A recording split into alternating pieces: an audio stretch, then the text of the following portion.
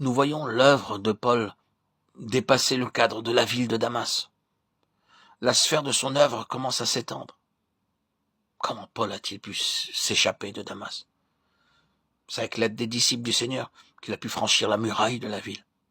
Il aurait pu descendre tout seul le long du mur de la cité. Mais il n'a pas voulu le faire. Cela a pu être mené à bien grâce à l'aide des disciples. Cela nous parle de la communion fraternelle, de l'assistance des membres du corps et de l'approbation des frères.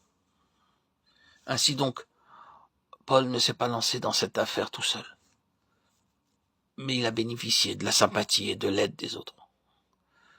C'est dans la mesure où d'autres prieront pour nous et nous assisterons que notre œuvre sera effective. Lorsque Paul est arrivé à Jérusalem, les disciples l'ont tout d'abord évité. Ils doutaient de sa conversion. Mais plus tard, avec la recommandation de Barnabas, Paul a pu aller et venir parmi eux, de sorte que leur communion réciproque s'est accrue et affermie, dès lors qu'il ne subsistait plus aucun grief contre lui. C'est de cette façon qu'il était préparé pour continuer l'œuvre de Pierre. Le Seigneur n'a pas demandé à Pierre d'aller aussitôt dans la maison de Corneille, car il connaissait les réticences des Juifs à l'égard des non-Juifs. C'est pourquoi le Seigneur lui a donné une vision. Dans cette vision, Pierre a vu descendre du ciel un objet semblable à une grande nappe dans laquelle se trouvaient des quadrupèdes, des reptiles, de la terre et des oiseaux du ciel, mais pas de poissons. Pourquoi cela? Pourquoi, alors que les poissons sont aussi les animaux comme les autres, ne sont-ils pas mentionnés dans cette vision? C'est parce que d'après tout ce que signifie l'arche de Noé, les poissons ne sont pas mentionnés dans le récit du déluge. Les poissons ne figurent pas parmi les animaux qui ont été sauvés en entrant dans l'arche. Ils n'ont donc pas été pris en compte dans la vision qui fut donnée à Pierre. Que signifie donc cette grande nappe avec tous ces animaux, ces reptiles et tous ces oiseaux? Comprenons bien que cet objet, semblable à une grande nappe, représente l'œuvre et le ministère de Pierre. Ce n'est pas un objet facilement définissable. Ce n'est pas une chose avec des dimensions bien précises.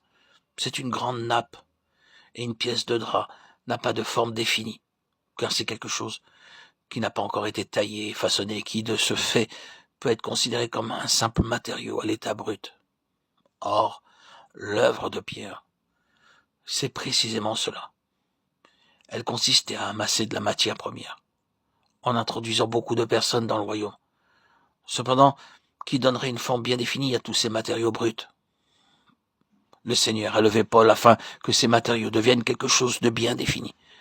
C'est comme si Pierre avait été chargé d'acheter de l'étoffe afin que Paul, semblable à un habile tailleur, l'utilise pour en confectionner des vêtements. L'œuvre de la vie de Pierre est donc semblable à une grande pièce de drap dont les formes ne sont pas encore bien déterminées. Considérons maintenant ce que signifient ces trois espèces d'animaux qui se trouvaient dans cette grande nappe. Les oiseaux sont des animaux très actifs. Parfois, ils s'envolent ici et là, sans but bien précis. Ils se posent sur les arbres ou bien sur les toits, sautillant en tous sens. Ils sont libres de tous leurs mouvements et n'ont qu'une contrainte. Et ensuite, les quadrupèdes, ces animaux sauvages, sont souvent féroces et ils sont craints. Les reptiles, comme nous le savons tous, nous parlent d'impureté ou de ce qui est immonde. Aux yeux de Dieu, les non-juifs sont comme des bêtes, des reptiles, ou bien comme des oiseaux. Cependant, dans cette vision, le Seigneur englobe tous ces animaux dans cette grande pièce de drap. En d'autres termes, il nous met, nous, incroyants, dans une nouvelle position par l'évangile de la grâce de Dieu, afin que nous ne soyons plus livrés à nous-mêmes, méchants et impurs.